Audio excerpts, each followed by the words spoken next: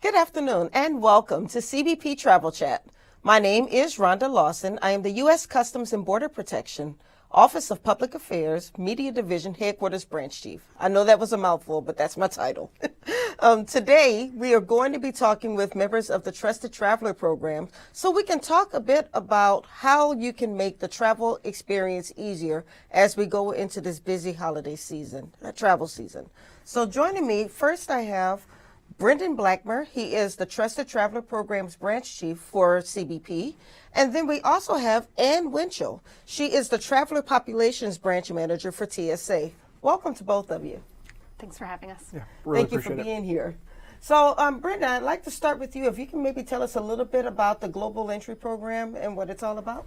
Of course. So, U.S. Customs and Border Protection runs 4 separate Trusted Traveler programs. We have Global Entry, which is kind of our biggest and best known, covering air travel into the U.S. We also have Nexus to facilitate travel into and out of Canada along the northern border.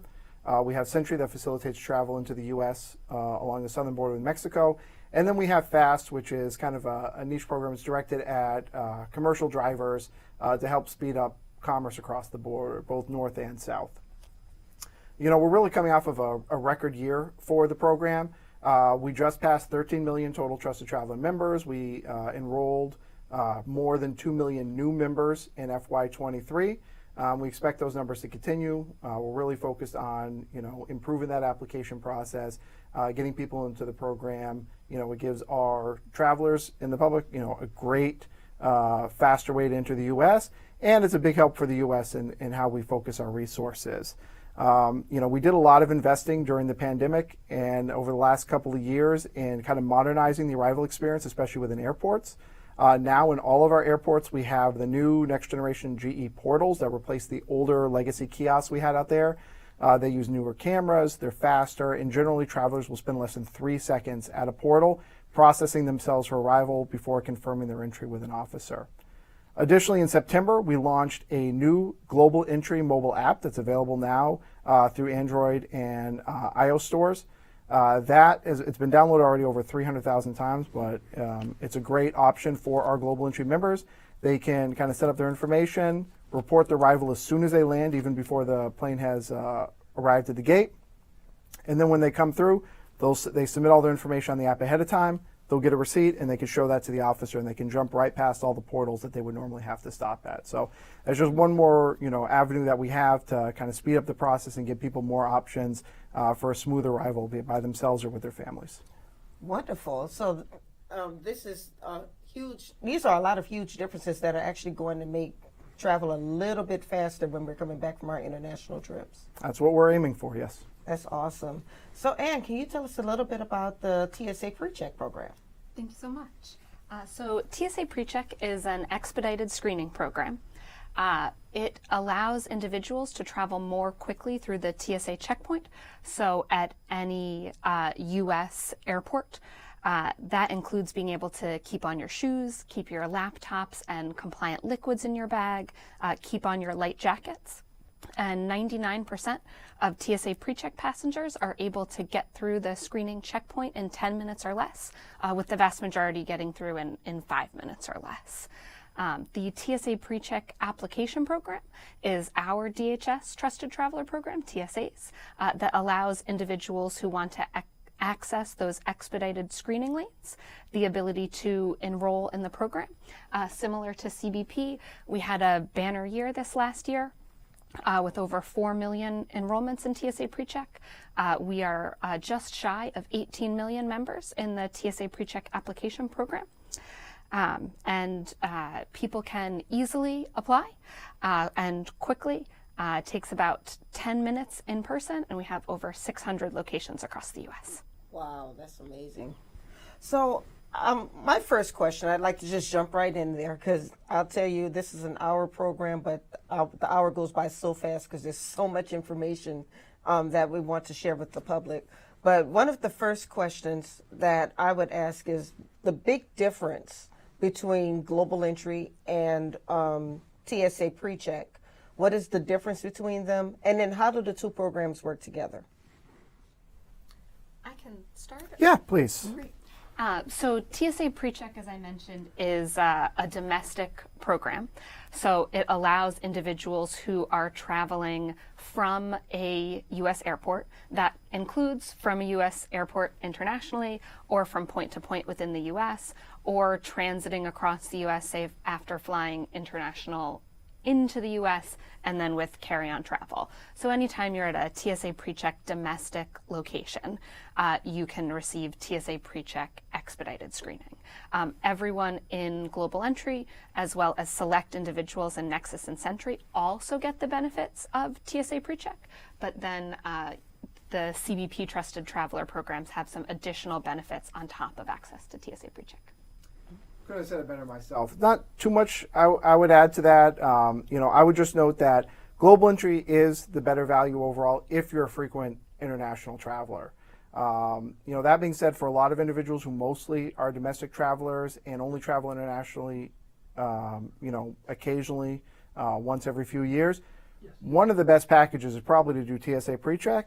And then CBP offers a free registered traveler program with Mobile Passport Control, MPC, which is an app that users can download, set up profiles. They can set up a whole family's profile. And then when they arrive, they use a dedicated lane. Unlike a trusted traveler program, there's no interview. There are no fees associated with it. You will have a more meaningful interaction with officers every time because you haven't been, pre-inspected at an interview. But, it'll still get a lot of time savings at the airport, through a dedicated, faster process.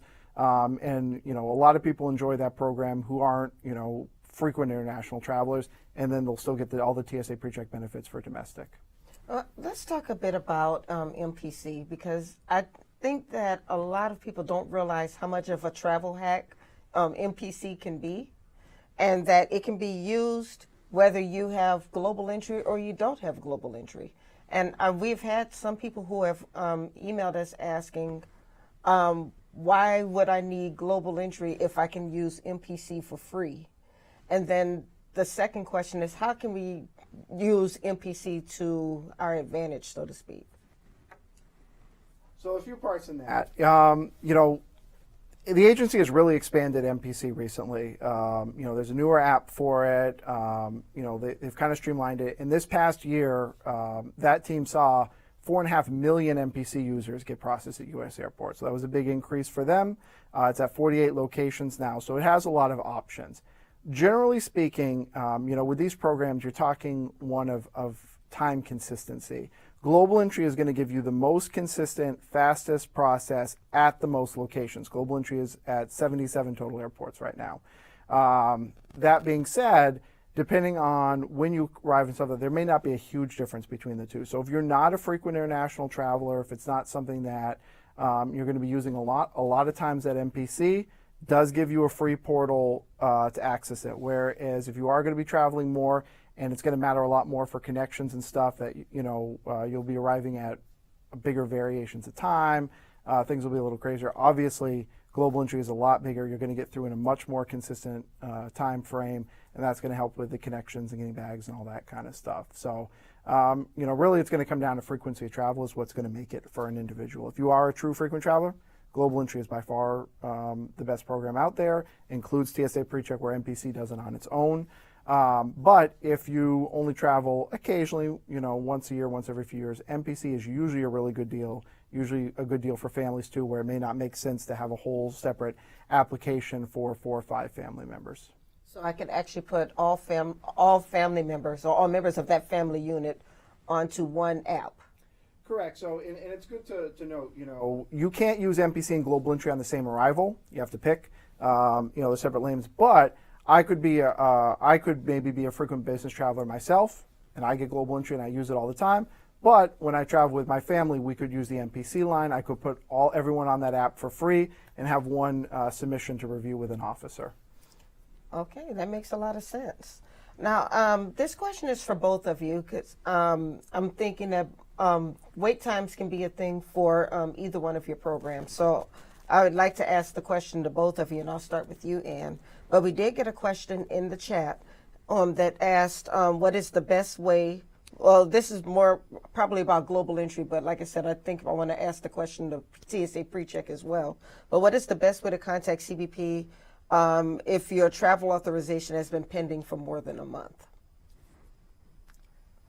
So, So if somebody's maybe, in your case, if somebody's been waiting for TSA PreCheck, do they contact TSA to find out? Great. So for TSA PreCheck enrollment, so these are for individuals who are interested in applying to the Trusted Traveler program. We recommend that everyone first begin online. That way you can provide your basic biographic information, also determine what documents you need to bring to the in-person appointment, and then you can select a location and schedule an appointment. From there, you will come in. The application in person takes about 5 minutes, 10 minutes at most, and then the waiting process begins. I am pleased to say the vast majority of individuals receive their known traveler number within 3 to 5 days. However, there are some individuals who require a more in-depth review. Those individuals can take up to 60 days, and you can reach out to the TSA Contact Center. You can find their information on tsa.gov, and then they will direct you to the TSA team who can review your record and see if there is anything that may be causing some delay. But again, the vast majority of individuals get that approval within 3 to 5 days for TSA PreCheck. Makes sense. I think, in many ways it's similar. So the majority of our applicants will get an initial response, letting them know that they're ready for an interview, usually within a week to 2 weeks. That's probably about 80% of our applicants. Unfortunately, every application is individual. Some do take longer based on the information received, what we have to check and verify. And those individuals, may see a wait time, sometimes unfortunately into the months. The best way, I think the original question was about how to do it. The best way is the website help.cbp.gov. That's kind of our communications and information center. They'll can answer those questions and take a look at someone's account and give them, an answer on potentially what's going on for their individual application, or give them some guidance on what kind of wait they can expect. I guess I'll preempt it. We are, obviously very focused on, bringing those times down as much as possible. Last year, we did a lot of efforts to increase interview availability, and we've seen right now that I was just looking earlier today, the appointment availability across the country is actually pretty good. Even at some major cities that have struggled, we're seeing availability for appointments for an interview within a couple of weeks. So a big focus we're going to have, as we continue to grow the program in this year, is going to be on reducing that time it takes for the initial review. As I said, right now we're up to about 80% of people get through in 2 weeks, and we'd like to see that expand and as many people as possible get that opportunity to interview as quickly as possible, get into the program and start enjoying those benefits as quickly as possible. Now, one thing that people may not realize is that while they're waiting for their global entry membership to be fully approved, they don't have to not travel. They don't have to stop traveling, because first of all, they'll get a known travel number when they're conditionally approved. Is that correct? No, unfortunately, individuals have to be fully approved by CBP before they can receive TSA PreCheck. Okay. One thing I will note, though, is, and we started putting it on the website a little bit, is you can use mobile passport control, MPC, while you're waiting for your global entry process. So if you do have an international trip, and for some reason you don't think global entry will go through in time, you do have the option of using mobile passport control. Additionally, if you happen to be conditionally approved before your trip, but you haven't been fully approved, enrollment on arrival is something that we heartily endorse. It's probably the fastest way to get an interview right now. As you're coming back into the country, it's available at over 70 locations. They'll have usually a lane or signage set up for it. You'll go and do your interview as part of your arrival back into the country. It usually only adds 5 minutes at most to that arrival processing, and from then on you have all of your benefits. So those are two options people can keep in mind. Even if you haven't gotten your interview before you travel, still an option to use MPC, and there's an option to complete that interview when you come back into the country through enrollment on arrival.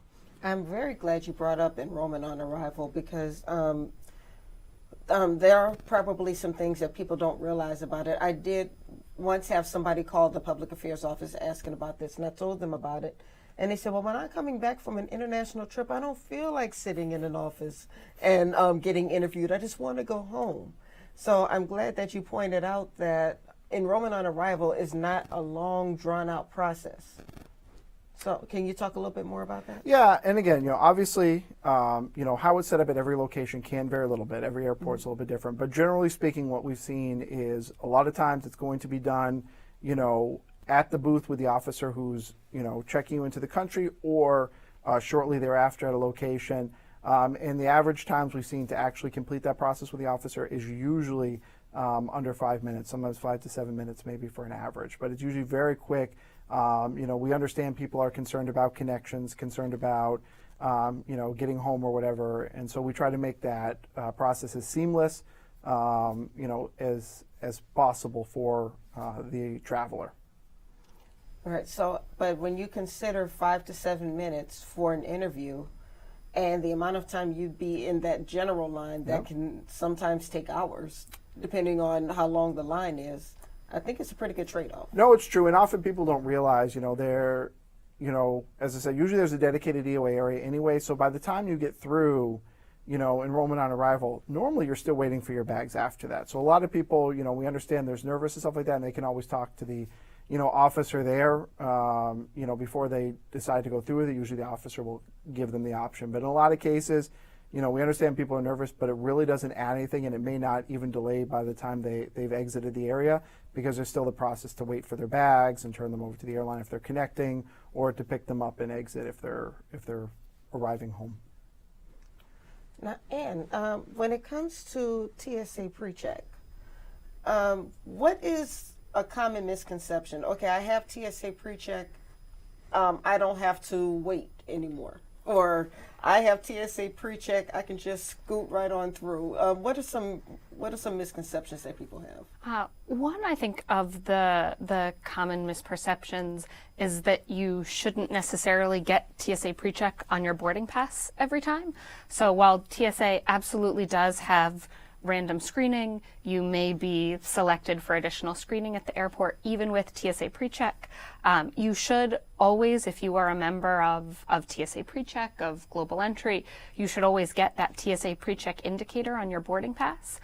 So if you don't, you should definitely reach out to TSA. Again, we have our TSA Contact Center. We also have our @AskTSA, who can be contacted via Facebook Messenger, via X or Twitter, as well as via text. You can text travel to Ask TSA, and they can assist you in resolving that to make sure that you can get TSA PreCheck.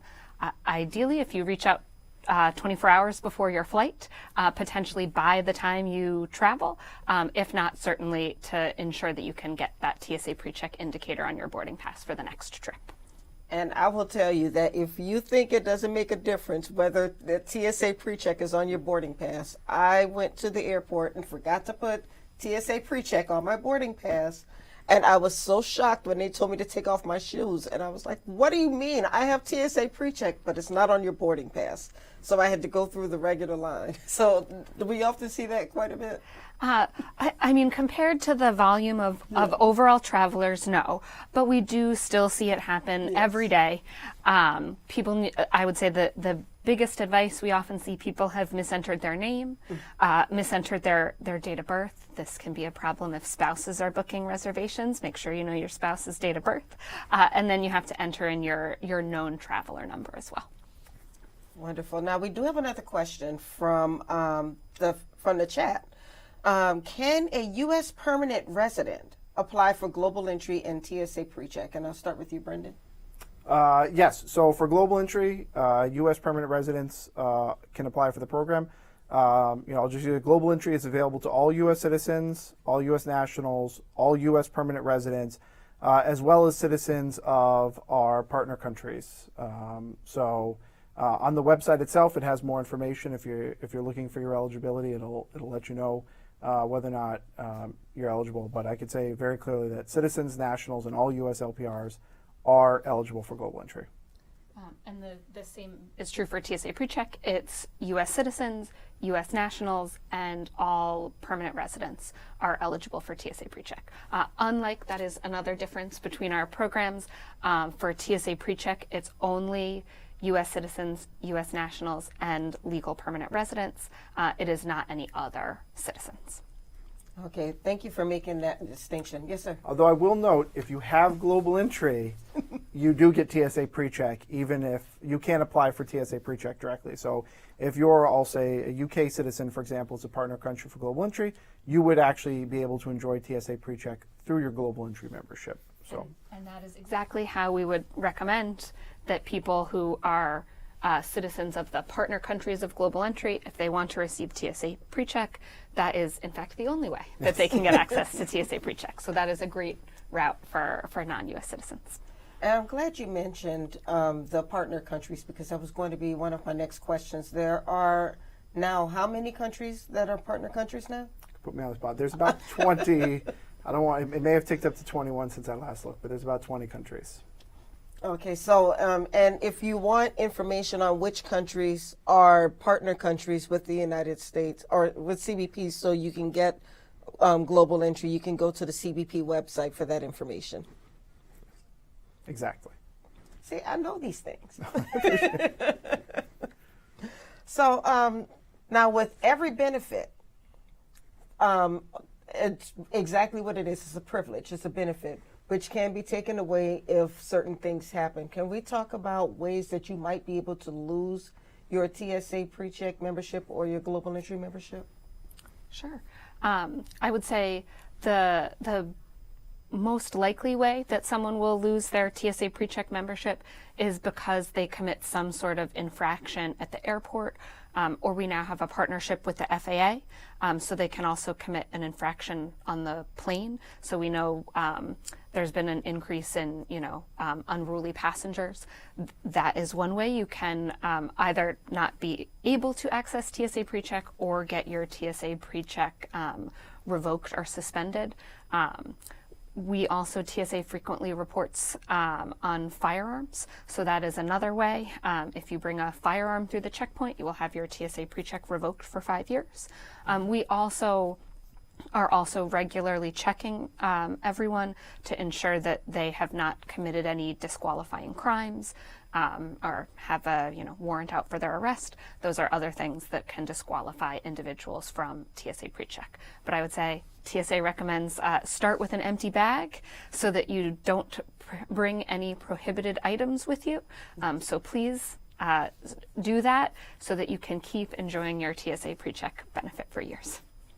David, anything you'd like to add to that? Yes, I would just say that that's good advice. I know myself, being law enforcement, that's I always have to be careful about mixed-use bags, so I'm not bringing my tools to the checkpoint. But it's going to be very similar.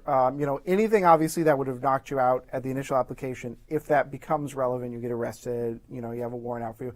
Obviously, that will affect your ongoing eligibility for the program. But the number one reason people lose membership in the program are due to violations. Oftentimes it can be agriculture. Here we have the holidays coming up. We always advise, when in doubt, about what you need to declare. Just talk to the officer. If you declare it and it's, not something that we're worried about, no harm, no foul. But if you come through and you're a trusted traveler and you're in that status and you tell us, no, I've got nothing to declare, and then we find something, food product, agriculture product, meat or whatever that you forgot about or whatever, obviously they're going to take into account the fact that you're a trusted traveler, you're being given, additional privileges and lack of scrutiny at the airport based on your status. And if we find that that trust has been misplaced, it can affect their ongoing membership in the program. I do have to ask, we had someone who contacted us and they wanted to know why their membership was taking so long to be approved, and she thought it might be because she was caught with an apple like 20 years ago or something. So are there times where an honest accident could wind up maybe affecting your membership? So for TSA PreCheck, if you've had an agricultural violation, still please apply. We just have a different mission than CBP.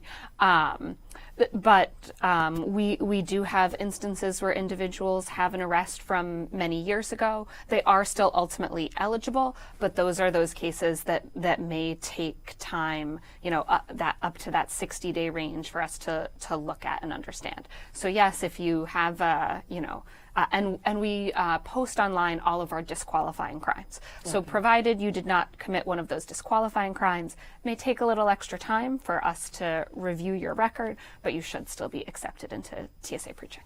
Okay. Yeah, obviously each case is individual. It's difficult to talk to, an individual person. But generally speaking, if an offense is done in error, innocently, especially before they become a trusted traveler member, generally that's not going to prevent you. It may be something that's discussed in the interview, but generally it won't prevent membership. If you had an apple taken away and you weren't fined over it, they just, voluntarily abandoned it or whatever. Generally those things are taken into account. Speaking broadly, if for some reason you are denied or removed from the program over a violation, everyone has the opportunity to request reconsideration. They do it right through their Trusted Traveler account. And they'll just be able to put in a narrative to our TTP ombudsman, whose whole job is to review these kind of things and explain what happened, how it happened, all that. And they can definitely take those factors into consideration. Wonderful. Now, you mentioned the ombudsman process. Can you explain that a little bit and how people can find their ombudsman?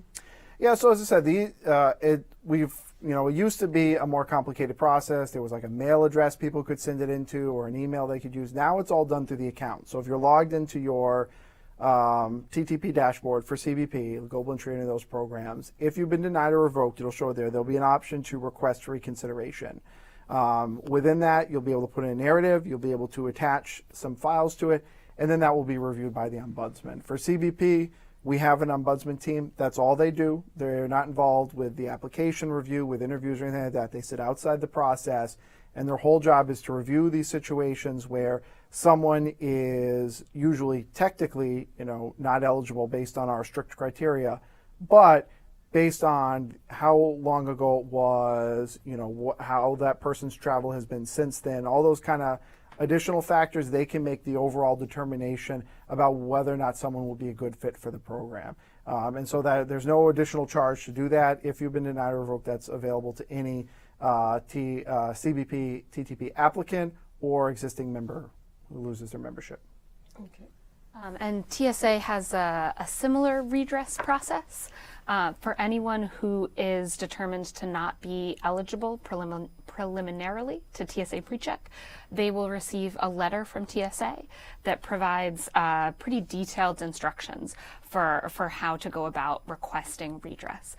For example, I was arrested for a felony, but I pled it down to a misdemeanor. Here's the paperwork that shows that this was pled down, and then that individual would be accepted into TSA PreCheck. Similarly, if you commit a regulatory violation and then have your TSA PreCheck suspended as a result of that, you can call into our contact center. We also have a redress procedure. We've had an example, I'm so sorry, my child put my brother did this long before TSA existed. My child put a water gun in my luggage. It was unintentional. And then our officers will review that information to determine if your TSA PreCheck can be reinstated.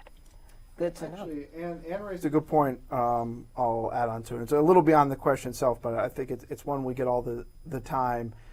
There are some cases based on what the reason for denial revocation is where we can't share it. Whenever we can share it, like if it's obvious, if it was because you had a violation and we took something away from you when you're coming back into the country, that's pretty, we're always generally going to share that because, you were right there, about it. But if for some reason, the notification of the denial revocation isn't very detailed, people should be aware it doesn't stop you from submitting that reconsideration request. The ombudsman will still be able to see the information behind it. And, even if it's a situation where we can never tell the person what the concern was, they can still go through the reconsideration process. And there are individuals who are able to be reinstated, after a full review. Wonderful. So now we have another question from the chat. Is there an age limit for TSA PreCheck and global entry? And I'll start with you, Ann. Great. There is no age limit for TSA PreCheck. However, generally speaking, we really don't recommend that anyone 12 and under apply unless they will really be traveling on their own frequently. Similar for age 13 to 17. So for TSA PreCheck, any adult 18 and up needs to have a known traveler number in order to be eligible for TSA PreCheck. So 18 and up is the target population for TSA PreCheck. For any individual 12 and under, if they are traveling with an individual who has TSA PreCheck on their boarding pass, that child can go with them through the TSA PreCheck lanes. For individuals 13 to 17, as long as they're on the same reservation as an individual with TSA PreCheck and have the TSA PreCheck indicator on their boarding pass, then they can also go in the TSA PreCheck lane. So if you, if your 15-year-old is always traveling with you who have TSA PreCheck, probably best to wait till they get closer to 18. They also then often have a driver's license, which makes it easier to apply. Right. Probably best to have them wait, but if your 15-year-old is traveling frequently alone for whatever reason, then they would be a good candidate for TSA PreCheck. So basically, if a parent who has TSA PreCheck is traveling with a minor, they're not expecting that minor to go to the general line by themselves while the parent goes through the TSA PreCheck line. That's right. That makes a lot of sense. Brendan? Yeah, I could say for global entry, we have no age limit, but you do need, each individual needs to have global entry, be they 1 day old or 150. And the reason for that is obviously for U.S. Customs and Border Protection. A big part of that process when you arrive in the country is immigration, and that applies to absolutely everybody. The whole reason when we enroll you in the program, we have the interview and all that, no matter what the age is we are looking at, for kids, we may be, making sure that there's no parental custody issues. If it comes up, obviously that's a very sensitive thing when you're talking about international travel. And we just want to make sure that, all the documents are in place that the individual needs to travel, that if they're using visas or anything like that, or passports, that it's all set up ahead of time. And that's what kind of speeds up the process when you're using global entry, is that we verified all that information in advance so that we can offer a faster alternative process. So as of right now, everybody has to have it. Again, as I think I mentioned a little bit earlier with NPC, if you're in a situation where only 1 or 2 members of the family really travel internationally frequently, you do have the option not to necessarily, you don't have to get global entry for everyone. You could always use NPC when you're traveling as a full family, and then just get global entry for those where it makes the most sense. That makes a lot of sense. Another question coming in through the chat. Can you bring a pet through global entry? So yes, pets, there are agriculture requirements around bringing pets into the country. So you want to make sure that, you've covered all that, you have the right documentation to show, and that you declare the pet to the officer so that, they can direct you as needed. But yes, pets do not need to have their own global entry membership. They can just accompany the traveler. Now, when we're talking pets, are we talking? Because I am not a pet owner, so I'm just wondering: are we talking pets that can actually go into the carry cases, or maybe a pet like with a disabled person who has to have a pet with? Yeah, either way. So if there are a lot of. If the pet is allowed in the cabin, again, then it's going to come with you through the global entry line, and so, and you'll just let the officer know they'll see it and check that paperwork.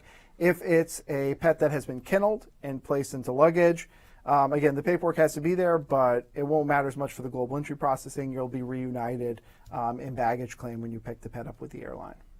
Makes sense. And how does that work for TSA PreCheck? Because I know there are a lot of people who travel with pets. So there is no differentiation between TSA PreCheck and standard screening in terms of treatment of pets. I'm afraid that's outside of my area of expertise. So I would say whoever asked that question, you should reach out to the Ask TSA team, either via Facebook Messenger. You can text, again, travel to Ask TSA, or send a direct message on X or Twitter to the @Ask TSA team. Okay, and hopefully some of these links are in the chat for people who just may want to click on them. So that's travel to Ask TSA? Yes, for texting, you text travel to Ask TSA, 275-872.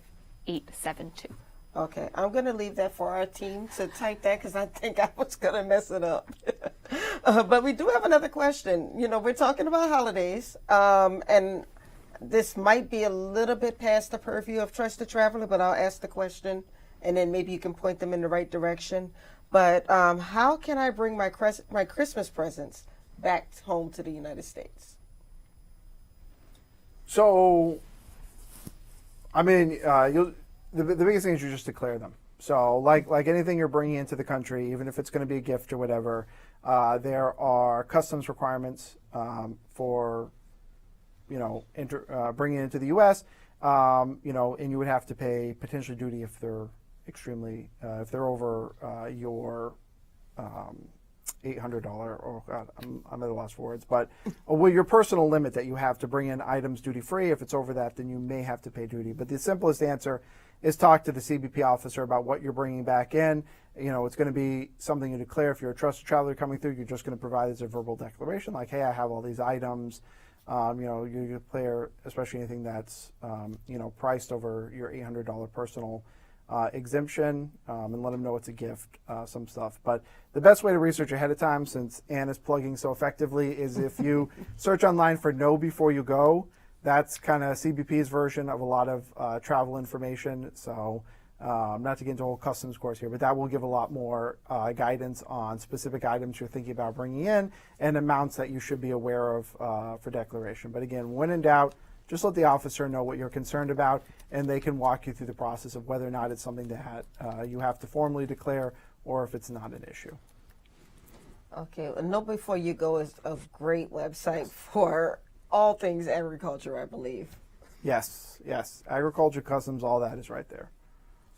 So I just want to go back a little bit, and when you were talking about the unruly passengers, and that had really gone viral on social media for quite a while, where in fact, I believe there are still some instances that go viral on social media of people who have gotten a little bit unruly, and it had even gotten to the point where some airlines weren't serving alcohol anymore.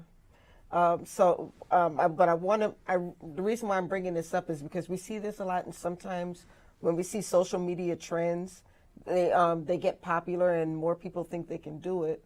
But it's very important that you mention that these instances can affect your TSA PreCheck membership.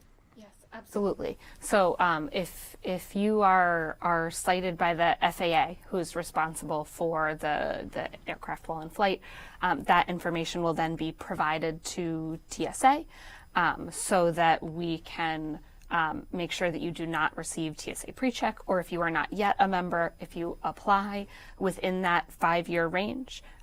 Hopefully you will not do that multiple times. If you do it multiple times, then you will basically have a lifetime ban for TSA PreCheck. So yes, we want to ensure the overall safety of the aircraft and ensure that those individuals who have shown themselves not to be low risk, that they do not receive TSA PreCheck. Makes a lot of sense. And Brendan, I'm guessing that this works the same when we're talking global entry as well. I mean, I would say definitely, yeah. You know, obviously the individual circumstances are going to matter, but you know, broadly speaking, you know, if it's a serious incident of assault, if law enforcement is involved, if the FAA, you know, investigates whatever, if it's a serious crime or violation, it's going to impact your trusted traveler status for CBP as well. Makes sense. Sorry, just one item to add. So in the, you know, I would say rare event that you bring a firearm or something like that, you even if you have global entry, that will still impact your TSA PreCheck status. So regardless of whether you have your membership through the TSA PreCheck application program or global entry, you still will stop receiving TSA PreCheck. Thank you for making that clarification. Now, this next question that came in from the chat is pretty similar to the last question. They asked if they can bring leftover food back to the United States, from the holidays. And I don't know, maybe leftover pie or. Well, yeah, again, before you go is your best Yes. one. They'll talk about it. But generally speaking, meats, vegetables, foods and stuff that, if you're preparing it yourself or that, generally those are going to be, oftentimes no-go. Things are very heavily processed. Sometimes they're allowed. But I don't want to get up here and get too deep into the agriculture side of the house, beyond my comfort zone. But generally, as I said, you want to be a little wary of that. Check the no before you go. And again, the biggest thing is let the officers know you have it, because worst comes to worst, an agriculture specialist can look at the airport and let you know what is and is not allowed in. Better than saying nothing. Having a little agriculture beagle come along and find it, and then you find that you're losing your global entry membership over something like that. So Yeah, we can't have that. no, we don't want that. Well, I know we've gotten a little bit doom and gloom, like you can lose it, it can be taken away. But I did also want to note some of the compliments that you've received on the Trusted Traveler program. I know we in public affairs often get a lot of questions about why is my membership taking so long, or why is my approval taking so long? I can't find an interview. But there are also people who contact us, and even sometimes with TSA, because sometimes people may get the programs a little mixed up. I believe you guys have emailed me a couple of times about global entry problems. But there are still people who are contacting us to say that they really enjoy the program, or that it was a lifesaver, or that the line was really long and I was able to get through. And that, like in my case, the line was very long, the general line, but I used the touchless portal. It took my picture so quickly and I got through the line so quickly, I think I waited longer for my bags than I did actually getting through the line. So I did want to make sure that we mentioned some of the compliments that you both have received on your different programs. Yeah, I think we get lots of positive feedback on TSA PreCheck. Really, TSA overall gets very positive feedback. I feel like somewhat surprisingly, but we get good satisfaction ratings. We also survey or offer a survey to everyone who enrolls in TSA PreCheck. Some of the best feedback we get are for our online renewals. So for anyone renewing in TSA PreCheck, you can do the process fully online. And we get people who are shocked because it takes only 5 minutes in order to renew your TSA PreCheck membership for the next 5 years. 5 minutes, Brendan. No, I would say, I think a lot of cases the doom and gloom comes from a good place, in the sense that, we want people to enjoy the membership. We don't want them to lose it. And the people who are frustrated about the application process are frustrated because they want, the renewal to get through, or they want that membership because they do appreciate the program. So we hear that. I can tell you that CBP is very committed, to meeting the demand for this program. We brought in 4.1 million applications last year. We enrolled 3.75 million people, which was a big record for the program, more than 1 million more than the previous highest year we had ever done enrollment. So we are really focused on increasing our capacity and decreasing the time it takes to get in the program. I think once people in the program, for the most part, satisfaction is well over 99%. People really like the product. We do realize we have a little work to go on getting people in, from a demand perspective, but we're very focused on that. We had really good numbers last year. We expect that to continue in this year, and we keep planning to grow it so that, we can, get kind of those enrollment timelines that TSA is enjoying right now. Now, with that being said, this is probably a good time to talk a little bit more about interviews. We often get questions about, I can't find an interview. And I think some people may not realize that they don't have to do an interview in the same city where they're located. Let's say they are traveling to New Orleans. I'm from New Orleans, and let's say I'm traveling to New Orleans, and I want to see if there are going to be some interview appointments at the New Orleans airport while I'm in the area. I can do that. Or if I know that there's an enrollment center, maybe 10 or 20 miles away, maybe I could drive to that one. Is that still the case? It is the case, and I'll be on my end. I'll take this one. I think it's a little more relevant to CBP and global entry. So I could say that, we, as far as the interview goes, that should much less be the case if people are having trouble finding appointments. Now, again, as you said, you can go anywhere. We also, again, enrollment on arrival is a fantastic option. You don't have to worry about scheduling an appointment. You don't have to worry about where you're going to do it. You've got that international trip. You're coming back into the U.S. You're just going to do it as part of that arrival process. You don't even have to worry about bringing anything. You're already going to have your passport and everything you need for the interview with you just as part of your normal international arrival. That being said, as I said, we've done a lot of increasing of the capacity at our enrollment centers across the country. I'm looking at the numbers, and even in some major cities that historically had very long times waiting for an interview, there are interviews available within a few weeks.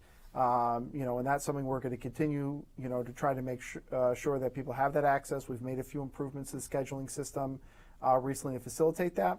And I think one of the biggest things I want to say is if you have looked in the past and you were struggling to find an interview, look again. Because I think that's one thing we're seeing now is we've increased capacity, is that people haven't gone back and looked. And again, even if you're having trouble at a specific enrollment center, we starting last year, we synced up the enrollment centers where they will add new appointments at the first Monday of every month. So if you go and you look, you're having trouble, go look around the first Monday of every month. That should be when they open up the biggest block of new appointments, and that will kind of help you grab one.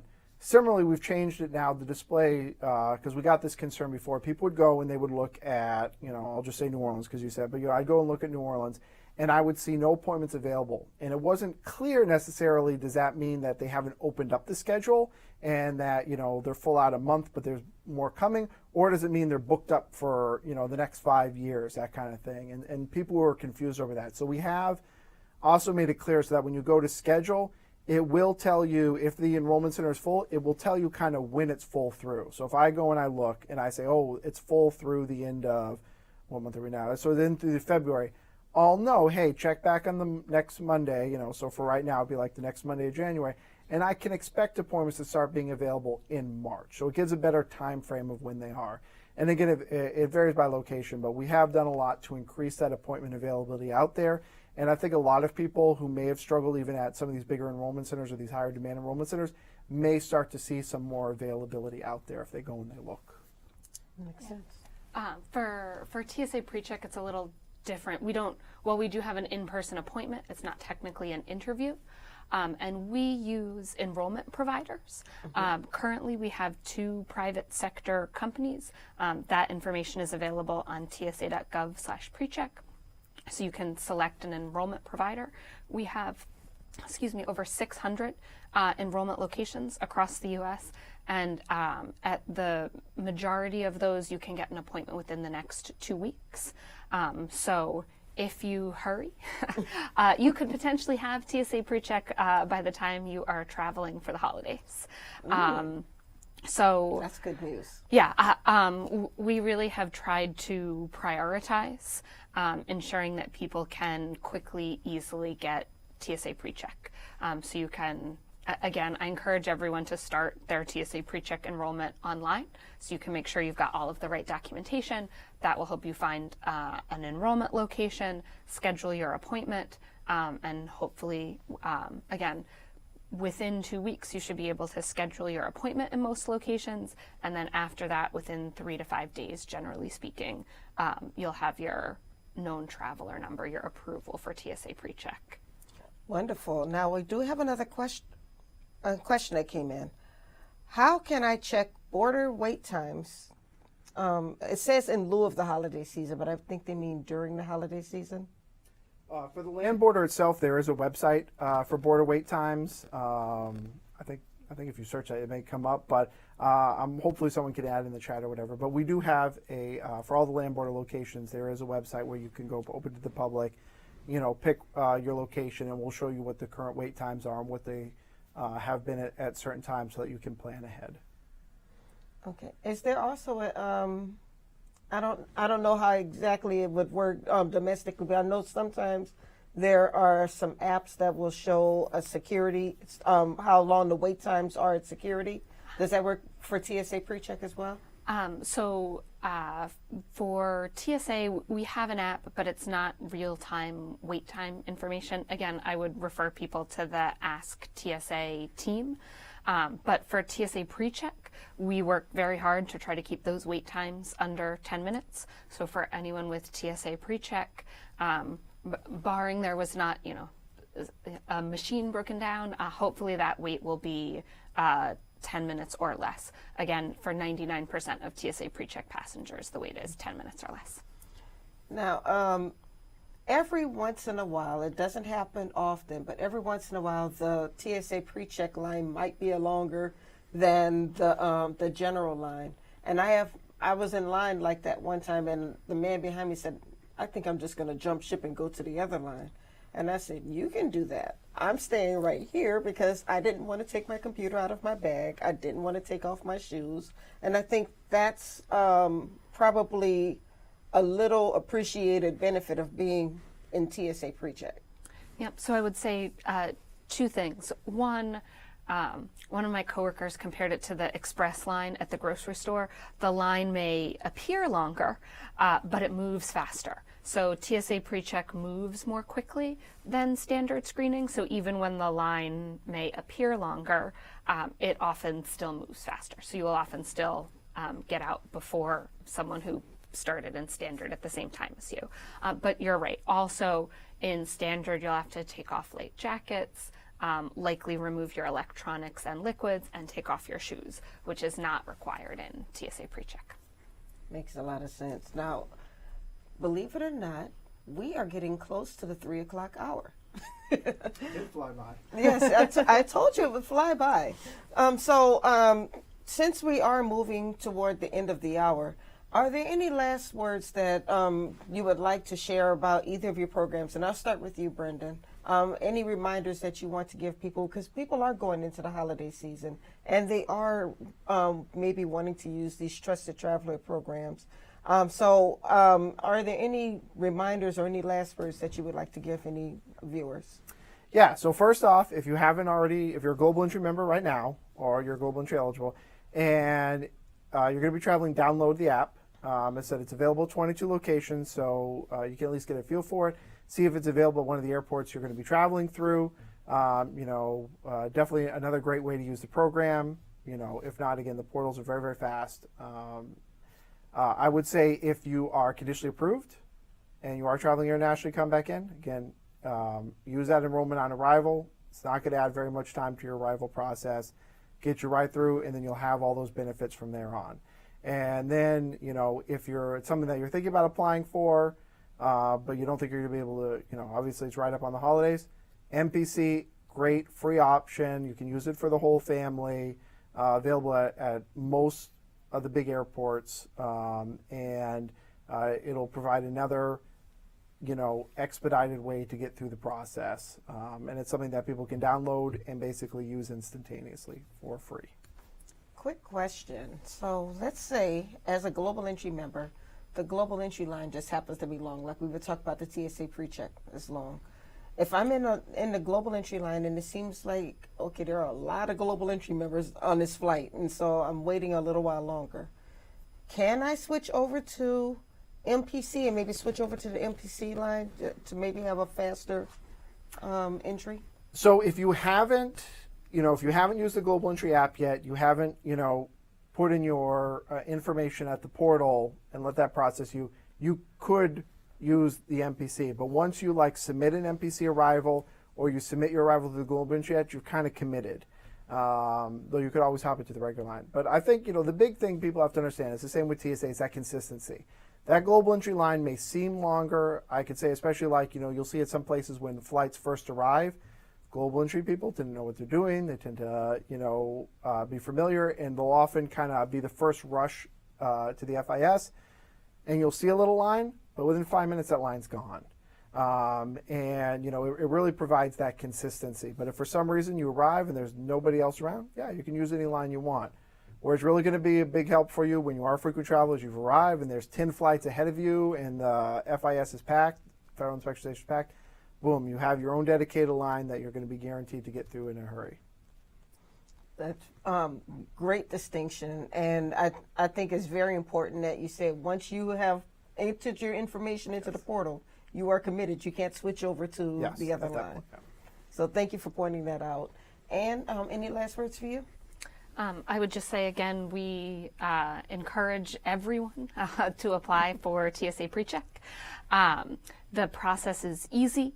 It takes a few minutes online, a few minutes in person, and we have over 600 locations, and you should get a quick response back from TSA. It costs between $78 and $85 depending upon the enrollment provider, and that lasts for 5 years. And then renewal online costs $70. So it's a pretty affordable program as well, considering especially if you're using it frequently. And then for anyone who is a member, again, I would say make sure your name, your date of birth, and your known traveler number match all the information that you enrolled with. Check when you get your boarding pass 24 hours in advance. Make sure your TSA PreCheck indicator is on there. If not, you can reach out to TSA so that we can hopefully resolve your issue as quickly as possible. And if they fail to make sure that TSA PreCheck is on their boarding pass, it cannot be added when they get to security, correct? So if you go to the airline ticket counter, say you realize you didn't add your known traveler number, or your spouse confesses that they got your date of birth wrong, you especially if your name or date of birth are wrong, you really should go to the ticket counter and get that information corrected. You can also ask them to add your known traveler number, so that can all be done at the ticket counter. It can't be done at the TSA security checkpoint. We don't have the ability to do that, but the airline can update that information. Wonderful. And then one last note, and when you brought up the prices, I wanted to make sure that we noted that you do not work with third-party providers. There have been people who have contacted us and asked if a website was legitimate because they wanted to apply for global entry or they wanted to apply for TSA PreCheck, and a site popped up saying that they would do it all for them, and they wind up charging them maybe $100 more or $200 more. So I wanted to make sure that we made it clear that your programs do not work with those third-party providers. Yeah, I'm so glad that you bring that up. We internally call them facilitator sites. So I would say the biggest rule of thumb is make sure that you are on a .gov site. So TSA does work with third-party providers, but we work with 2, soon to be 3 third-party providers, and all of them use a .gov site. So don't enter your biographic information on a site that does not end in .gov if you think that you are applying for TSA PreCheck. Another great place to go is the tsa.gov/precheck site. There you can always find the latest pricing information for TSA PreCheck. So if it's not currently $78 or $85, something is wrong. Similarly, if it doesn't end in .gov, something is wrong. Go to tsa.gov/precheck, and that will direct you to the right enrollment providers. Wonderful. Anything you'd like to add to that? Not much, and that was all fantastic points. I would say, someone could probably put in the chat, I won't recite the whole thing, but yeah, you're going to look for the TTP, .cbp.dhs.gov website. That's the other. And once you're on there, it'll list the prices for the program. Again, global entry is most popular. It's $100, and all the time we see it where people have been charged $200, $300 or whatever. And if you read it, it'll spell out that charge. It's a facilitation fee, whatever, through that website. But we don't work with those websites. We don't, specifically endorse them. You can do all of it yourself through the .gov website, and everything is laid out for you there to compare the programs, compare the prices, and make your selection. Well, Brendan Blackmer and Walbridge, thank you very much for joining me today and talking about the Trusted Traveler programs. I hope this was really helpful for our viewers, and I understand we did have quite a few viewers who were watching this, so I want to thank you both. And then I want to thank all of you for joining us today. I hope that you were able to get the information that you needed for the Trusted Traveler program. Remember to go to ttp.dhs.gov if you want more information on either TSA PreCheck or Global Entry. So that's all we have for today. Thank you very much, and you have a great day and a very safe and happy holiday. Thank you very much. Thank you. Thank you.